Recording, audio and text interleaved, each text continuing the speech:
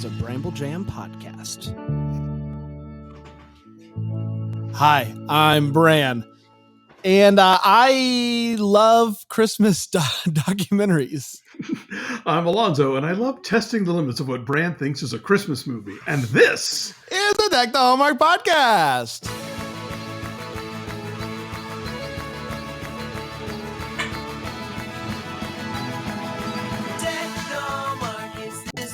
Hello, everybody. Welcome to another Monday, another installment into the 25 weeks of Christmas movies. Before you know it, Alonzo, it's going to be all done. It's going to be all done, and we're just going to go back to our old, just doing these silly Netflix movies or whatever we're going to do. Well, I'm like many Deck the Hallmark listeners on the edge of my seat to see just exactly what y'all are planning to do for Christmas in July and how and when and all the things. Well, aren't we all, Alonzo? I don't know when the Christmas in July schedule normally comes out, but that'll help us in our planning. For sure.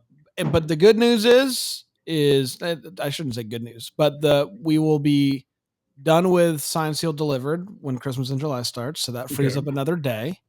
And we'll be doing something on Mondays as we do, and so it's gonna be big fun. Is all I know, and it's gonna be festive. It's gonna be festive. Week 19 is where we are now. Week 19. Wow. You mailed me this one, and it was a documentary. This is a true story, Alonzo. I thought we had a DVD player in the office, and I went to go put it in there, and Dan has taken it to school because he teaches a film class. And so I went to my house and I said, I have a DVD player. Can't find the power cord anywhere. So, so your boy went over to Walmart and bought himself a $50 DVD player, and I watched the dang thing. Physical media, woo! In its own way, it's a Christmas scavenger hunt. There you go. I think that's just what you were wanting me to do. You just wanted to do a May version of a Christmas scavenger hunt. Yeah, I know how to keep it hopping, keep it live. Keep it hopping.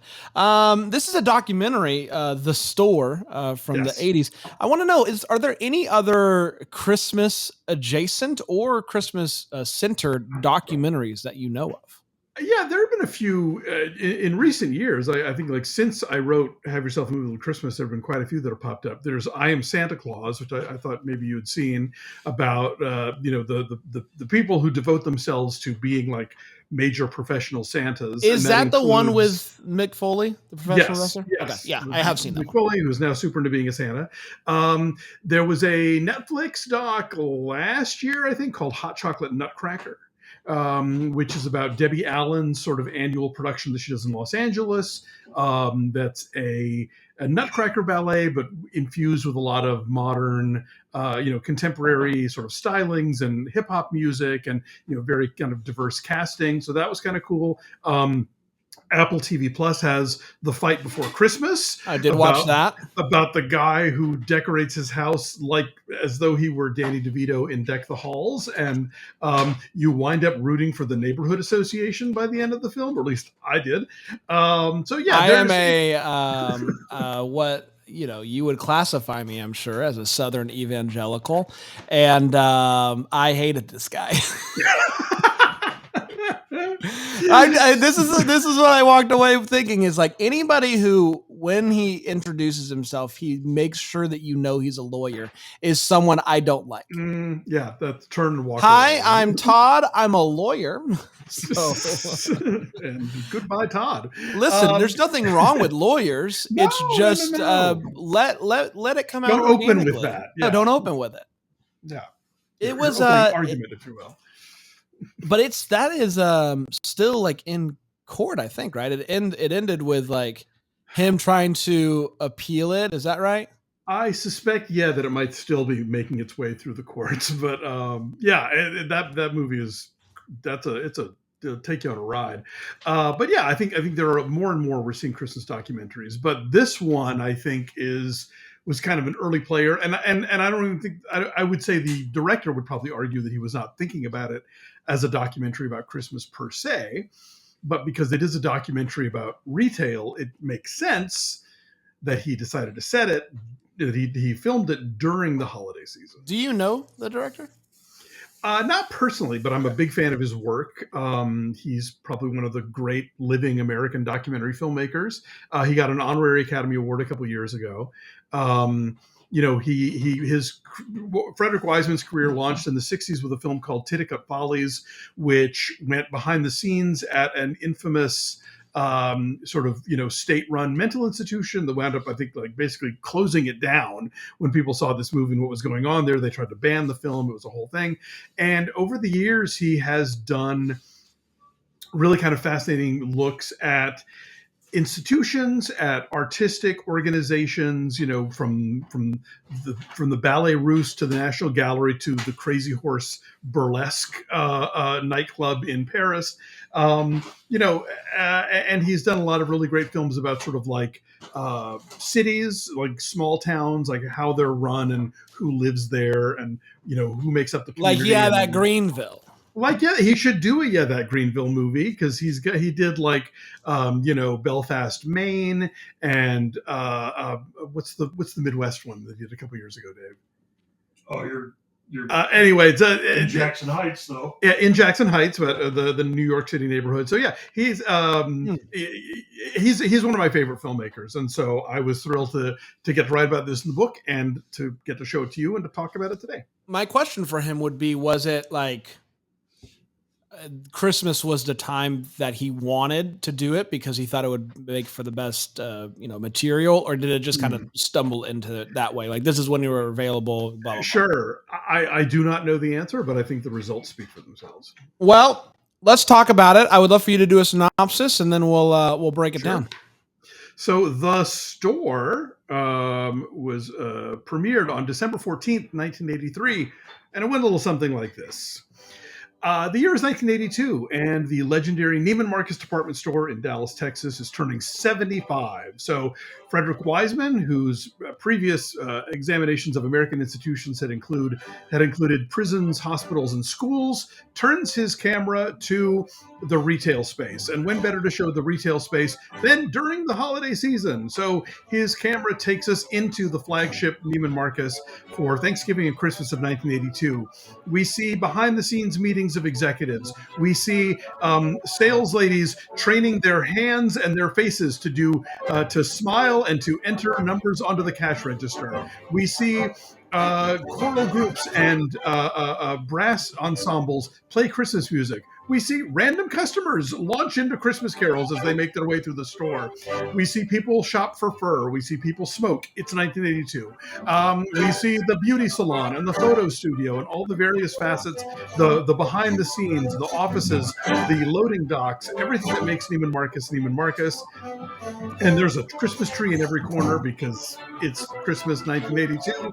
And by the end of the film, we get a feel for how this space operates, and also what retail and mercantilism and capitalism mean to American society as a whole. And I need you to wind me up here. And that, my friends, was The Store.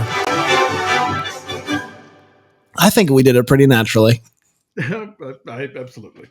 Let's take a quick break. We'll come back and we'll break this movie down here on Take the Hallmark.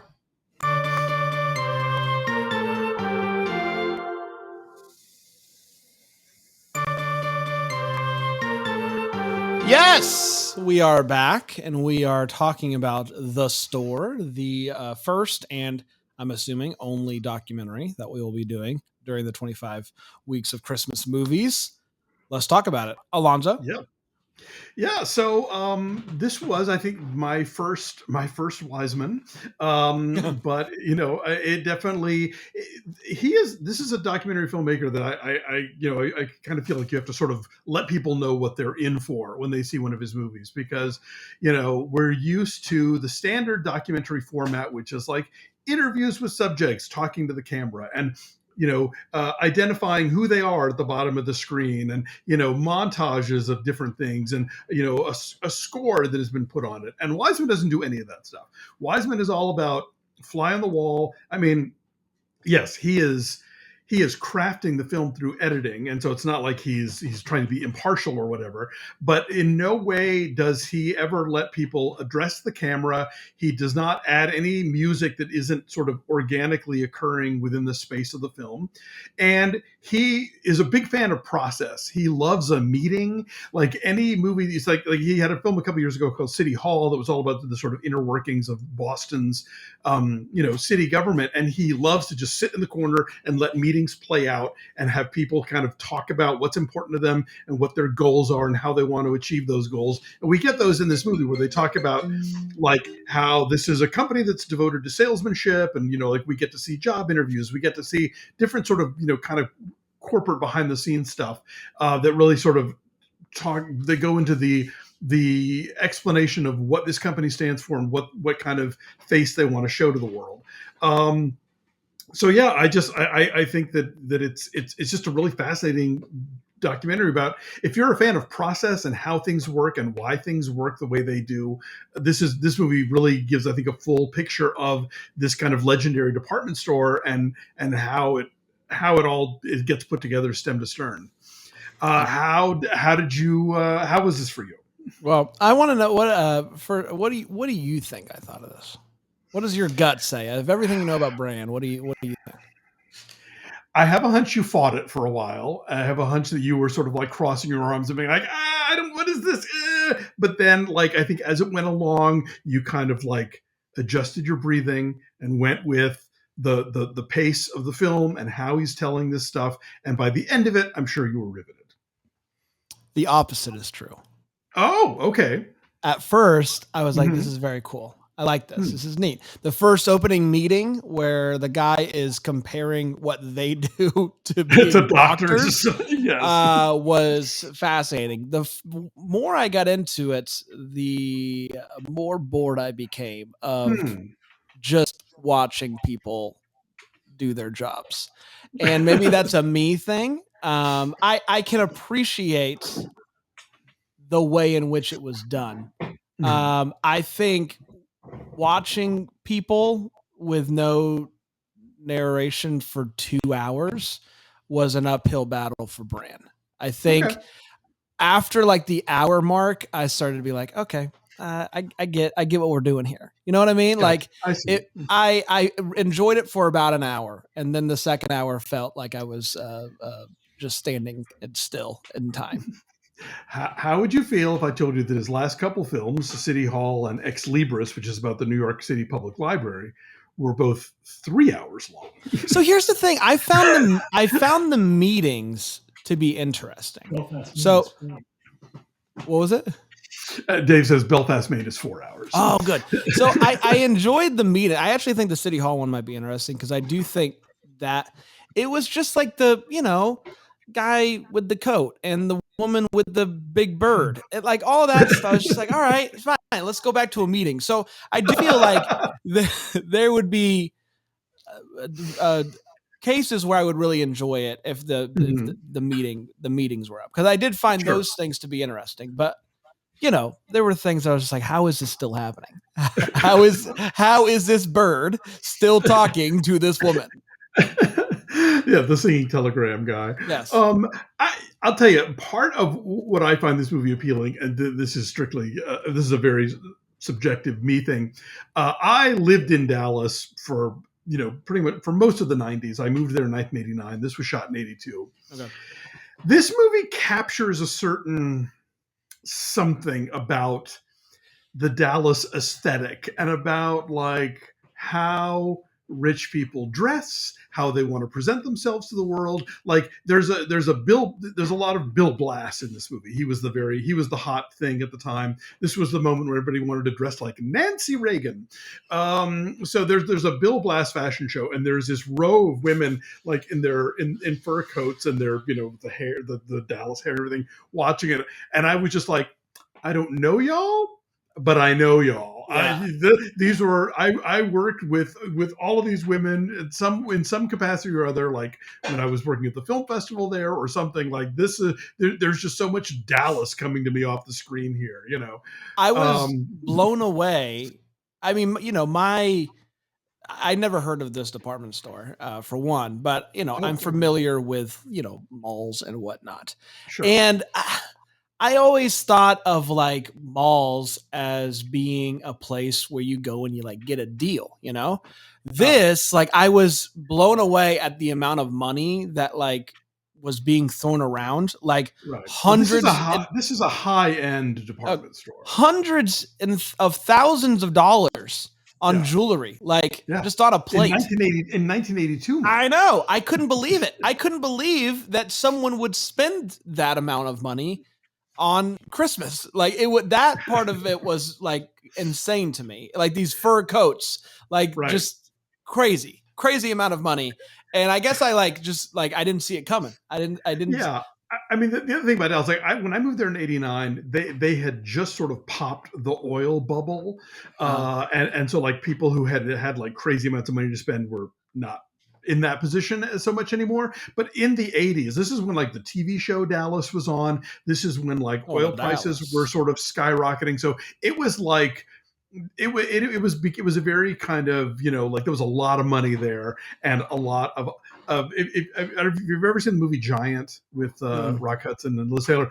Like that, by the end of that movie, like when they all become rich with oil, like everybody is just suddenly they're all wearing fur coats, even though it doesn't get that cold in Dallas really for much of it. But everybody's got a fur coat anyway.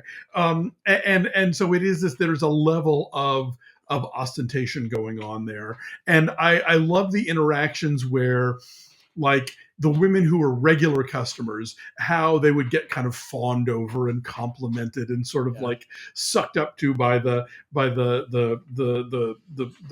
clerks and stuff.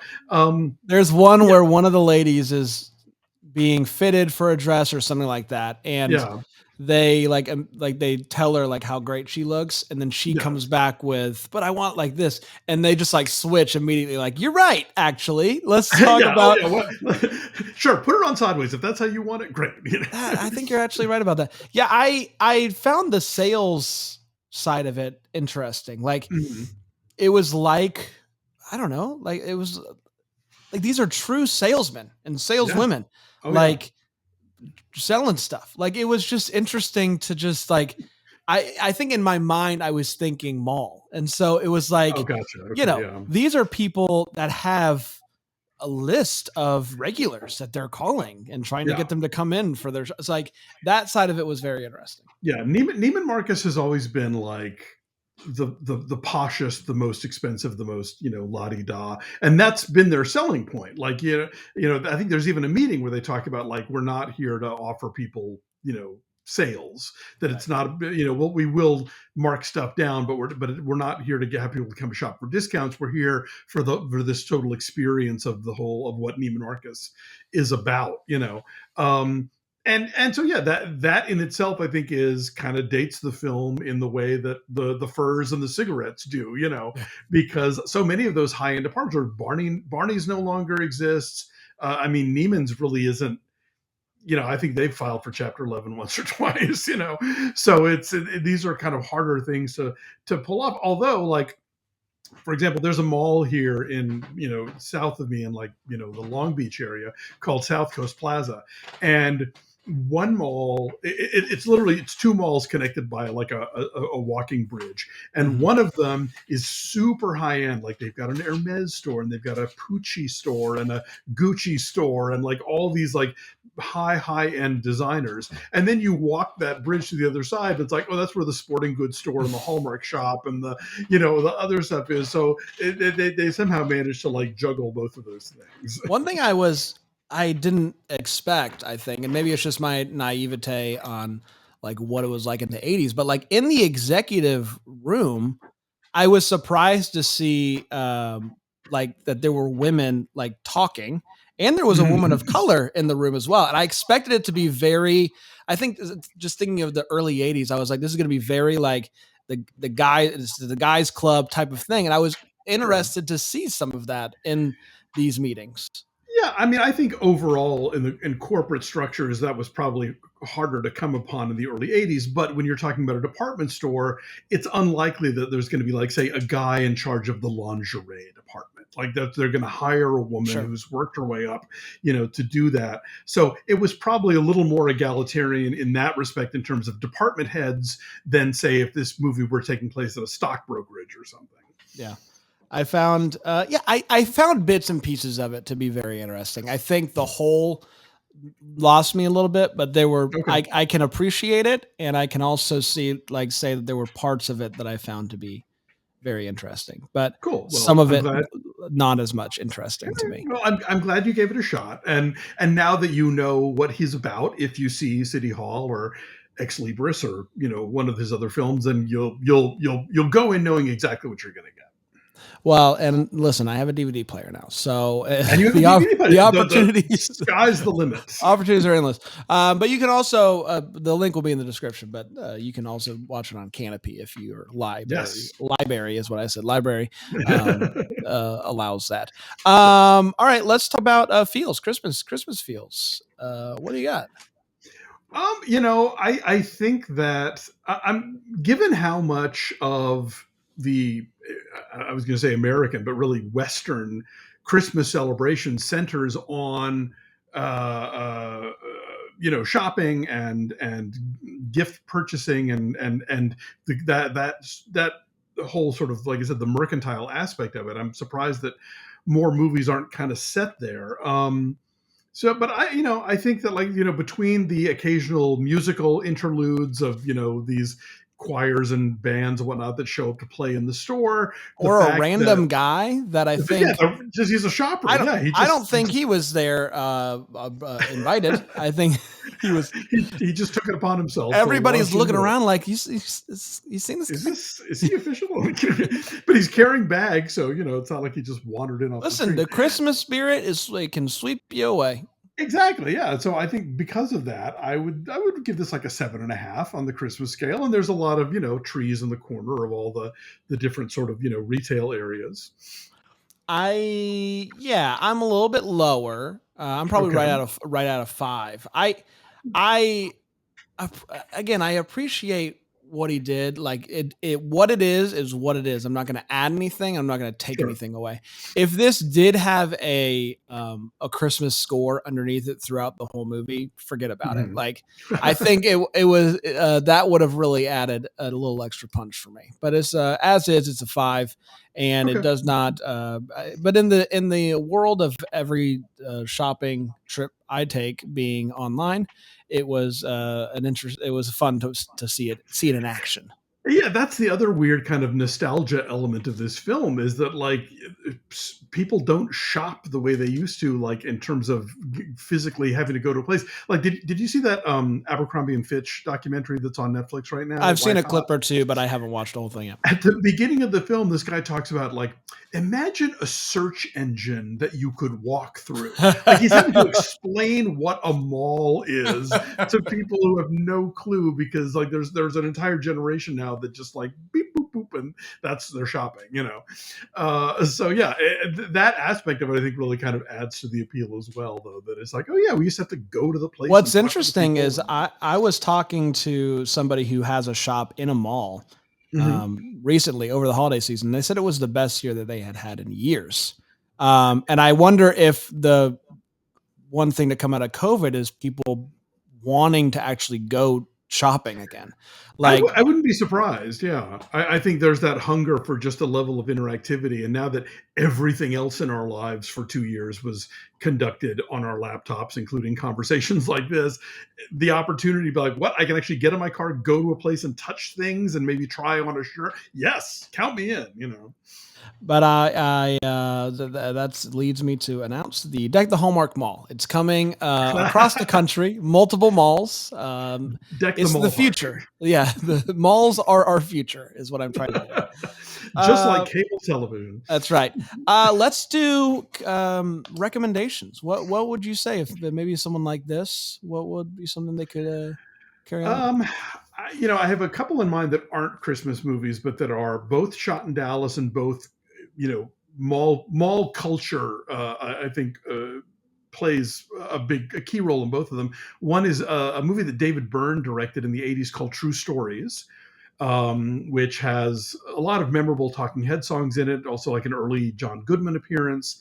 And it's about a fictional town in Texas and their sort of, the big celebration they're putting on for the state sesquicentennial. And there's a whole segment shot at North Park Mall in Dallas. There's also a big segment shot at North Park Mall in Dallas in one of Robert Altman's last films called Dr. T and the Women, which, kind of posits the mall as a sort of central, gathering space and social outlet. If I wanted to do a Christmas movie, I would probably go with Hallmark's Christmas at Cartwright's, which is the one where Alicia Witt has to like go and drag to become the store Santa Claus. That's a classic. That's a classic. I would say I would recommend that you go to a mall. And just walk around and see what type of trouble you can get in, and then go watch Christmas Tree Lane, another Alicia Witt movie. Make a day of it. Make a day of it. Of Alicia Witt, losing her store. It'll be big fun for everybody. Yes. Wear a mask at the mall, though. Oh yeah. All right, I am ready for my recommendation, or I'm ready to tell the people what we're gonna watch. Okay, I will. We're gonna do something I've never done before, which is make Alonzo watch a Disney Channel original movie, which was my gateway drug to Hallmark. This is a movie that I grew up with and I haven't seen in years, so I have no idea how it holds up. We're going to watch The Ultimate Christmas Present. It's on Disney Plus. Give it a watch. Woo! Alrighty then. We are doing something fun. Okay. Can't wait for it. Until next time, may we be the first to wish you a Merry Christmas.